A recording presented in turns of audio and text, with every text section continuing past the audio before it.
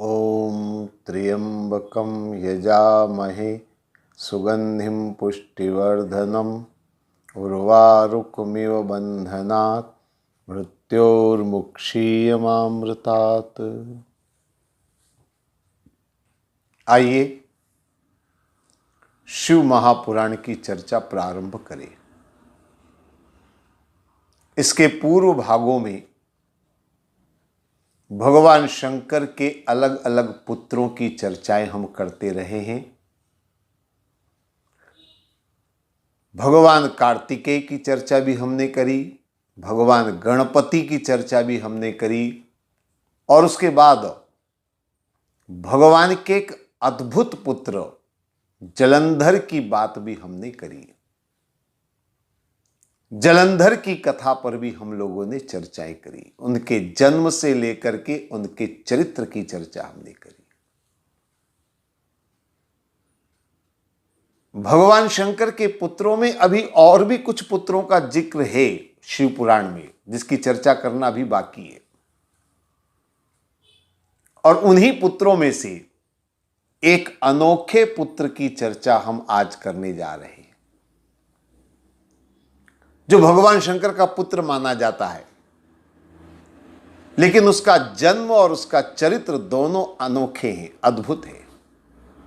आइए पहले हम संक्षिप्त में उस कथा को सुने और उसके बाद उस पर हम कुछ आध्यात्मिकता से चर्चा करेंगे। एक बार भगवान शिव और पार्वती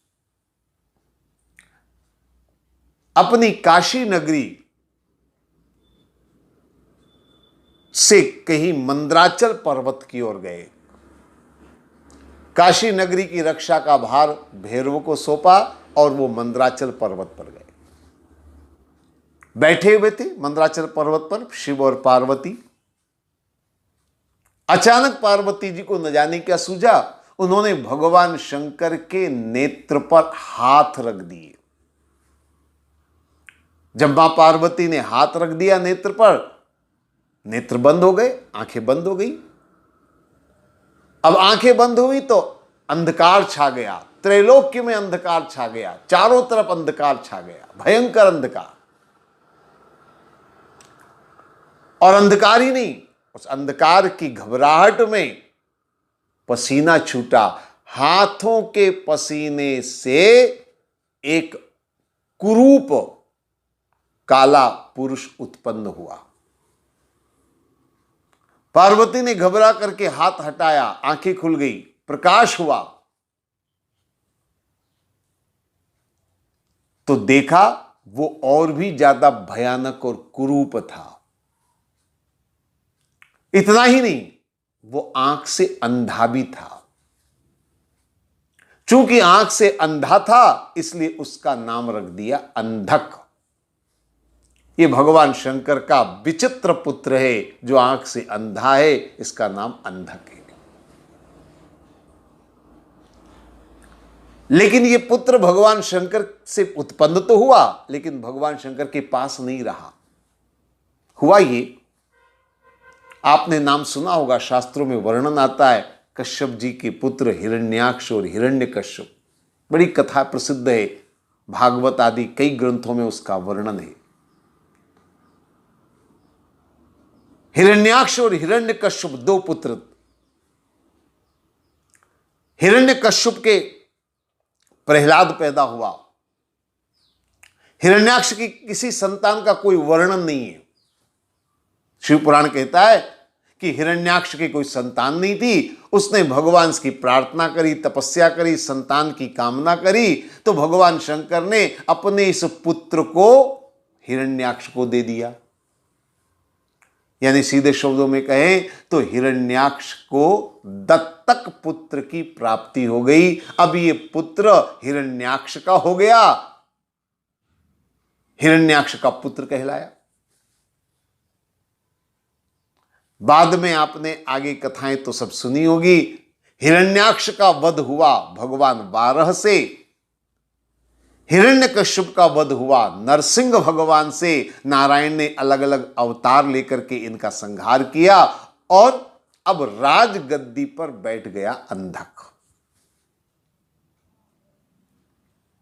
अपने पिता का उत्तराधिकारी बन गया अंधक। अब ये जो अंधक राजा बना, राजा तो बन गया, आंख से अंधा था लेकिन राजा बन गया।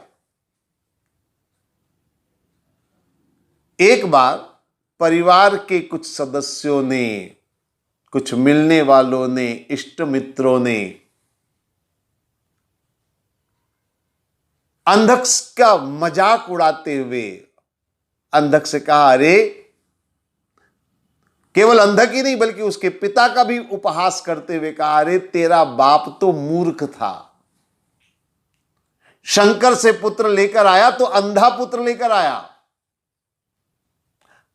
अरे कोई अच्छा पुत्र होता तो राज्य गद्दी को संभालता, अभी अंधा राज्य को क्या संभालेगा और क्या कर लेगा ये अंधा। ऐसा उपहास किया, ऐसा अनादर किया, उसे बड़ा बुरा लगा, बड़ा क्रोध आया और अंधक तपस्या करने के लिए चल पड़ा। कठोर तपस्या कर रहा है अंधक। और उसी समय एक और घटना घटित हुई। एक दूत ने शिव और पार्वती को देखा, वो समझ नहीं पाया कौन है, उसने बस देखा जटाजूटधारी एक साधु, एक अवधूत बैठा है और बगल में उसकी अति सुंदर नारी बैठी है। उस दूत ने आकर के अंधक से कहा, महाराज मैंने अभी अभी देखा यही इसी क्षेत्र में एक जटाजूटधारी अवधूत साधु बाबा और उनके बगल में जो उनकी पत्नी, उनकी जो साथ स्त्री है, वो तो अति सुंदर, त्रैलोक्य में ऐसी सुंदर नारी नहीं। ऐसा पार्वती के बारे में उस दूत ने कहा। अंधक ने तुरंत उस दूत को भेजा भगवान शंकर के पास कि आपके साथ जो आपकी भार्या, आपकी पत्नी है, वो आपके योग्य नहीं, अनुरूप नहीं है, आप जटाजूटधारी अवधूत, इसलिए हमारे महाराज अंधक को आप अपनी स्त्री सौंप दिए। ऐसा अंधक ने संदेशा भेजा। जब वो संदेशा भगवान शंकर को मिला तो भगवान शंकर तो बड़े क्रोधित हुए और भगवान शंकर ने युद्ध प्रारंभ कर दिया अंधक के साथ। भयंकर युद्ध हुआ। देवादिदेव महादेव का युद्ध, जिन्हें महाकाल कहा जाता है, उनका युद्ध कोई साधारण युद्ध होगा। एक एक करके असुर मारे जाने लगे, निशाचर मरने लगे, सेना का संहार होने लगा। अंधक घबराया, अपने कुल पुरोहित, अपने गुरु शुक्राचार्य जी का स्मरण किया और शुक्राचार्य जी से कहा, आप अपनी विद्या से इन मरे हुए हमारे असुरों को वापस जीवित करें, क्योंकि अगर ऐसे असुर मारे गए, धीरे धीरे समाप्त होते गए, तो हमारी सेना का मनोबल टूट जाएगा और हम हार जाएंगे, इसलिए आप इनको जीवित करिए। आप सब जानते हैं शुक्राचार्य जी मृत संजीवनी विद्या जानते हैं, मरे हुए को जिंदा करना वो जानते हैं, इसीलिए अंधक कहता आप इनको जीवित करो। शुक्राचार्य जी ने कहा, एक बड़ी मुश्किल है मेरी, और मुश्किल ये है कि ये विद्या मैंने भगवान शंकर से ही प्राप्त करी है, उन्हीं से विद्या मुझे मिली है। अब ये इस विद्या का उपयोग मैं उन्हीं के विरुद्ध कैसे करूं? अंधक ने कहा, ये मैं नहीं जानता, आप हमारे पुरोहित हैं, हम आपकी भरपूर सेवा करते हैं, दान दक्षिणा में कभी कोई कमी नहीं रखते। आज मौका आया है, आपको अपनी विद्या का उपयोग करना पड़ेगा, हमारी सहायता करनी पड़ेगी। शुक्राचार्य जी को करना पड़ा। शुक्राचार्य जी ने उनको जीवित करना शुरू कर दिया, मरे हुए को जिंदा करना शुरू कर दिया। भगवान शंकर के गणों को पता चला तो भगवान शंकर के गणों ने शंकर से कहा, शुक्राचार्य जी इस तरह से मरे हुए को जिंदा कर रहे हैं, मृत संजीवनी विद्या का उपयोग कर रहे हैं। भगवान शंकर को बड़ा क्रोध आया शुक्राचार्य जी पर, और भगवान शंकर ने युद्ध में क्या किया, शुक्राचार्य जी को पकड़ करके अपने मुख के मार्ग से उदर में डाल दिया। अब शुक्राचार्य जी नहीं रहे, हाहाकार मच गया असुर दल में। अंधक बड़ा पछताता है, अंधक अपने आप को बड़ा मन ही मन ग्लानि करता है अपने मन में, मैं अपने गुरु को नहीं बचा पाया, अपने गुरु की रक्षा नहीं कर पाया, अब हमारा कौन है सहायक। अंधक बड़ा दुखी, बड़ा परेशान। और भगवान शंकर के सामने कोई कब तक टिक पाएगा। वर्णन आता है युद्ध का, पर अंत में भगवान शंकर ने अपना त्रिशूल चलाया। त्रिशूल आप जानते होंगे, 3 फण। हाँ, उस त्रिशूल के अंदर अंधक को भगवान ने लटका दिया त्रिशूल के ऊपर, और उसी त्रिशूल पर लटके लटके अंधक का सारा शरीर सूख गया, कंकाल हो गया, सूख गया वो। इसके बाद भगवान शंकर ने उसके ऊपर कृपा कर दी, अनुग्रह कर दिया, उसे जीवन दान दिया, और इतना ही नहीं, उसे गणपति पद भी प्रदान कर दिया। कुछ समय के लिए अंधक को गणपति बना दिया गया। ये कथा जो शिव पुराण में आती है, मैंने आपके सामने रखी। बड़ी अद्भुत कथा है, बड़ी विचित्र कथा है। अंधक जिसका संबंध असुरकुल से है, जो बुरे कर्म करता है, पार्वती को देख करके उसे अपनाने की जो कामना करता है, पर आश्चर्य की बात है कि भगवान शंकर ने फिर भी उसे गणपति बना दिया, ऐसा बड़ा पद उसे प्रदान कर दिया। ये क्या है। इसके पहले भाग में भी हमने देखा जलंधर की कथा, वो भी शिवपुत्र, वो भी असुर, ये भी असुर।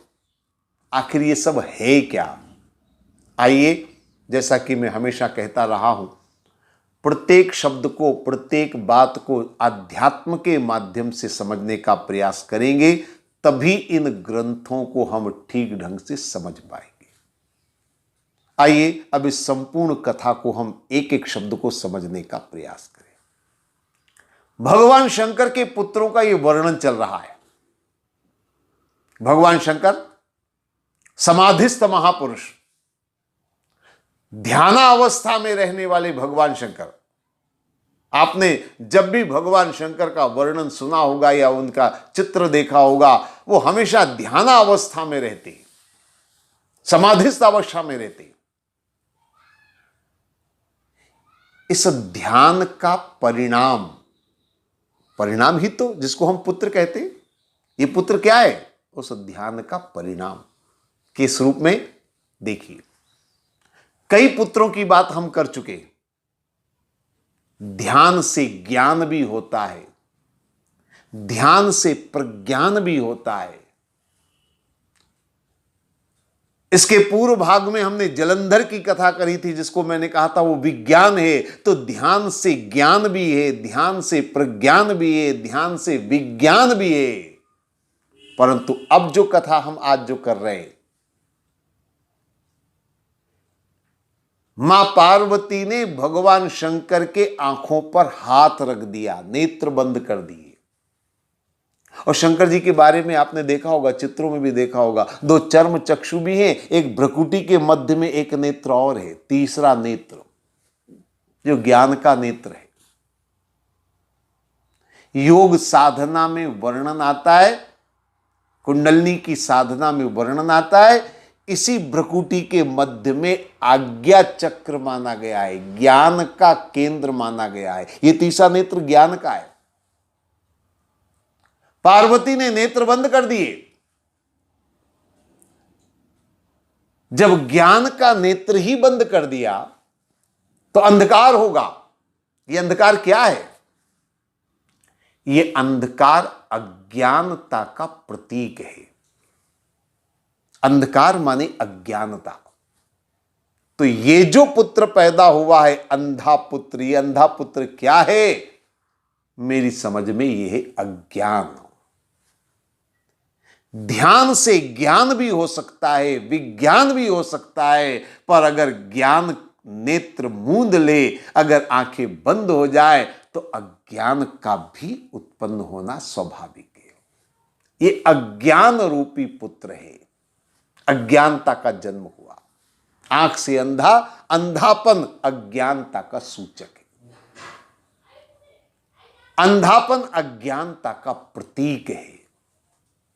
ये अज्ञान रूपी पुत्र है भगवान शंकर का। अब जरा देखिए, कथा को आगे समझने का प्रयास करें। भगवान शंकर का ये पुत्र, भगवान शंकर ने इस अंधक को सौंप दिया। किसको सौंप दिया? हिरण्याक्ष को सौंप दिया। अब हिरण्याक्ष शब्द को थोड़ा ध्यान से समझने का प्रयास करें। दो शब्दों को मिलाकर के यह नाम बना है, हिरण्य अक्ष, दोनों को मिलाकर हिरण्याक्ष हो गया। हिरण्य कहते हैं सोने को, स्वर्ण। अक्ष माने आंख, सोना और आंख। जिसकी आंख में सोना बसता है, जिसको सोना समझ रहे? सोना माने गोल्ड, सोना माने संपत्ति, धन। जिसकी आंख में धन संपदा हो और इसके अलावा आंख में कुछ भी नहीं हो, उसी को हिरण्याक्ष कहते हैं। हिरण्याक्ष यानी धन दौलत के अलावा जिसे कुछ दिखाई नहीं देता। और ये जो धन को देखना, संपत्ति को देखना, संपत्ति के अलावा नजर कहीं और नहीं जाना, इसी को हम साधारण शब्दों में कहें तो लोभ प्रवृत्ति कह सकते हैं। लोभी आदमी को धन के अलावा कुछ नजर नहीं आता है। लोभी आदमी की नजर हमेशा धन पर रहती है। लोभी आदमी हमेशा धन चाहे कितना भी प्राप्त हो जाए, आपने सुना होगा 99 का फेर, यानी कितना भी मिल जाए उसको पूर्ति नहीं होती। 1000 मिल जाए तो लाख पाना चाहेगा, लाख मिल जाए तो करोड़ पाना चाहेगा, करोड़ मिल जाए तो अरब लेना चाहेगा, अरब मिल जाए तो खरब की कामना उसके मन में रहेगी, खरब मिल जाए तो आगे और भी संख्या होगी, मैं नहीं जानता लेकिन आप लोग जानते होंगे। ये लोभ है, निरंतर निरंतर और मिल जाए और मिल जाए और मिल जाए, ये और की कामना कभी पूरी नहीं होती। यही लोभी है, यही लोभ प्रवृत्ति, और यही हिरण्याक्ष है, यही हिरण्याक्ष का चरित्र है।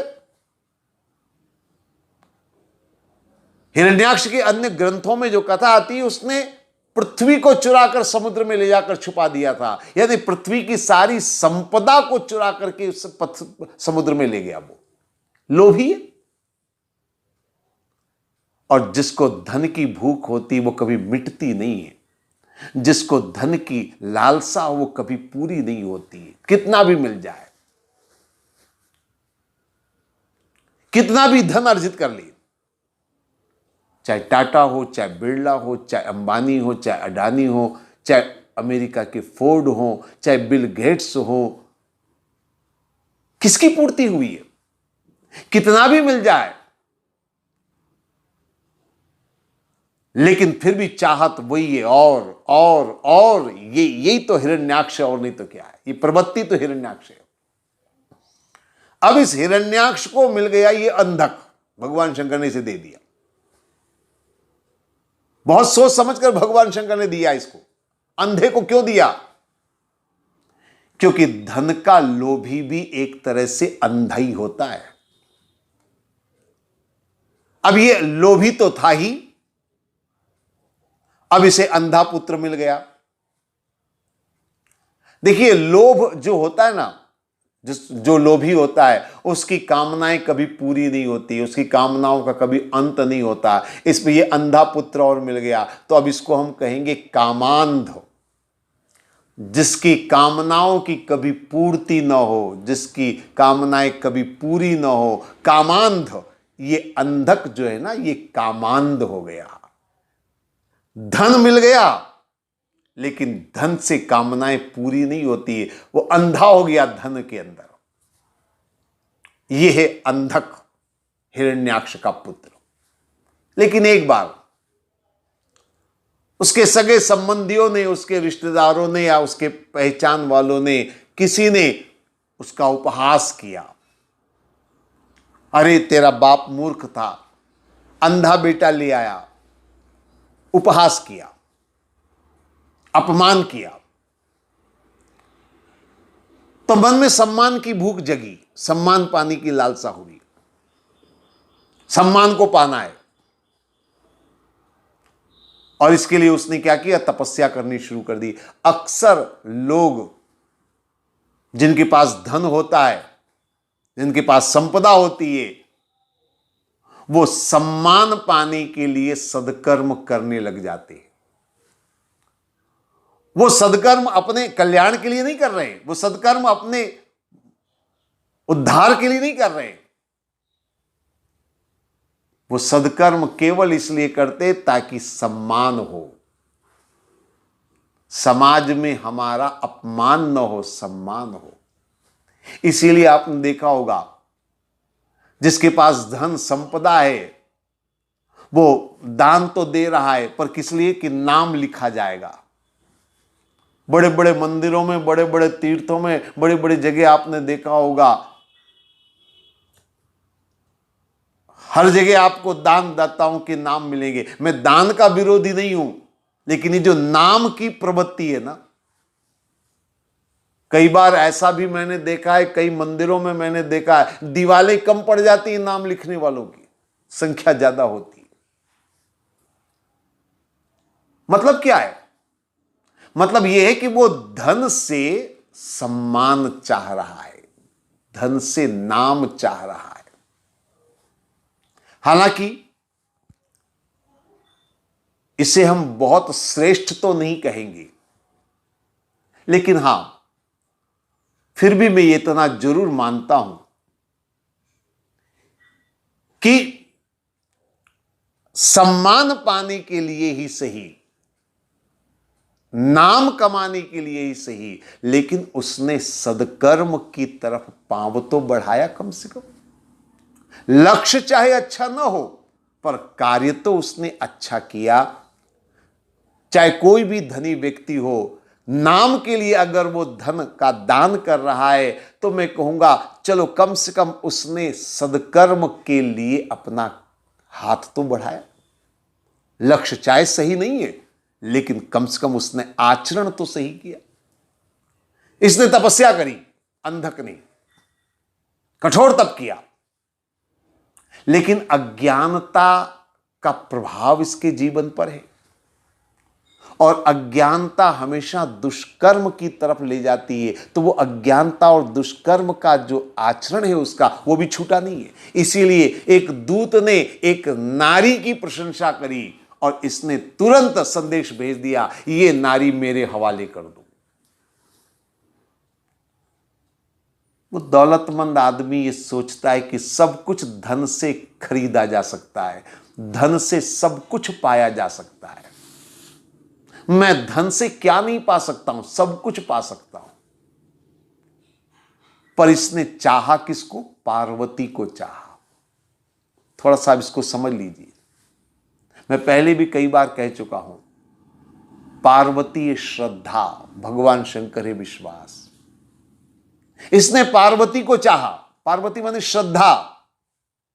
याद रखिए, धन दौलत से नाम कमाया जा सकता है, सम्मान प्राप्त किया जा सकता है, लेकिन श्रद्धा को पाया नहीं जा सकता। श्रद्धा धन से नहीं पाई जा सकती है। श्रद्धा तो आचरण से पाई जा सकती है, कर्म से पाई जा सकती है। हमारे कर्म से श्रद्धा उत्पन्न होती है दूसरों के मन में। केवल हमारी धन दौलत और दिखावा प्रदर्शन, उससे श्रद्धा उत्पन्न नहीं होती, श्रद्धा प्राप्त नहीं होती। तो सब कुछ पाया जा सकता है, लेकिन श्रद्धा नहीं पाई जाती। आदमी अगर ये सोचता है मैं धन के बलबूते पर संसार में सब कुछ पालूंगा, सब कुछ पालेगा, लेकिन श्रद्धा प्राप्त नहीं हो सकती। श्रद्धा को प्राप्त करना संभव नहीं है। युद्ध प्रारंभ हुआ, मैं आपको बता चुका हूं कथा। युद्ध प्रारंभ हुआ, अब शुक्राचार्य जी का वर्णन आता है कि शुक्राचार्य जी को याद किया अंधक ने। शुक्राचार्य जी पहले बोले कि मैं इस विद्या का उपयोग नहीं कर सकता क्योंकि मैंने ये विद्या शंकर से ही प्राप्त करी है, उन्हीं के खिलाफ मैं इस विद्या का उपयोग नहीं करूंगा। लेकिन बाद में अंधक के कहने पर उन्होंने इस विद्या का उपयोग किया। शुक्राचार्य जी गुरु है अंधक के। अंधक तो धनवान है। अब गुरु जी को बात माननी पड़ी। आपने शायद सुनी होगी पंक्ति, गुरु लोभी लालची चेला, दोनों नरक में ठेलम ठेला। यहां यही स्थिति है शुक्राचार्य जी की। है तो वो गुरु लेकिन लोभी। धनवान जजमान है, धनवान कह रहा है कि देखो मैंने तुमको इतना दिया है और दूंगा, ये दूंगा, वो दूंगा। तो ज्ञानी गुरु ने अपने ज्ञान का उपयोग नहीं किया, बल्कि यूं कह लीजिए अंधक ने जो कहा वो करा। अब थोड़ा सा इसको समझ लीजिए। गुरु को ज्ञान का प्रतीक माना जाता है। गुरु माने कौन? जो अंधकार को मिटाकर प्रकाश की ओर ले जाए। तो गुरु माने ज्ञान है, गुरु माने प्रकाश है। अब ज्ञान के पीछे अज्ञान चलेगा तो शायद ठीक होगा, लेकिन यहां क्या हुआ?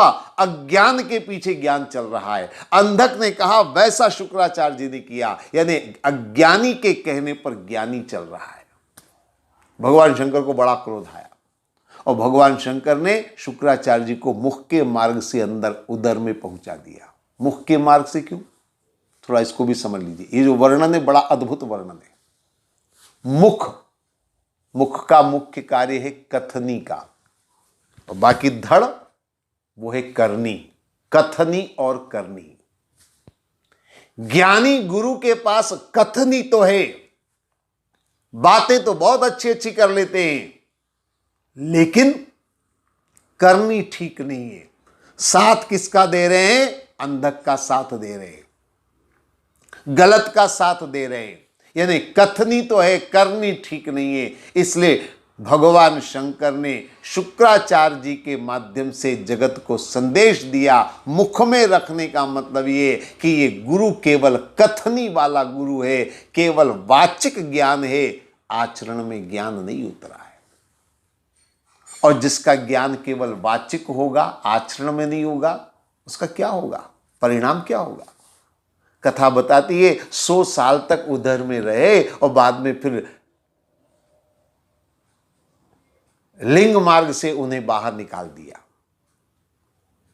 लिंग मार्ग से निकालने का मतलब है पुनरपि जननम पुनरपि मरणम। ये चक्र चलता रहेगा। ज्ञान केवल अगर वाचिक होगा तो फिर जन्म, फिर मरण, फिर जन्म, ये चक्कर कभी मिटने वाला नहीं है। उस ज्ञान की कोई सार्थकता नहीं है।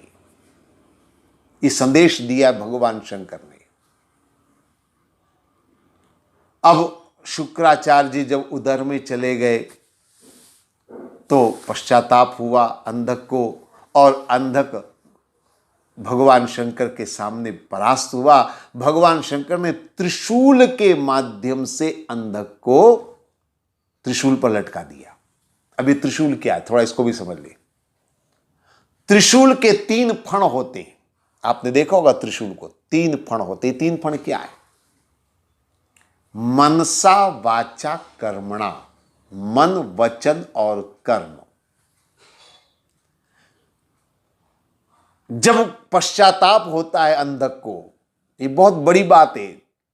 आदमी को जब अपने कार्य पर पश्चाताप होता है, अपनी गलती पर पश्चाताप होता है, अपने अवगुणों पर पश्चाताप होता है, अपने बुरे आचरण पर जब पश्चाताप होता है तो कल्याण का मार्ग खुलता है।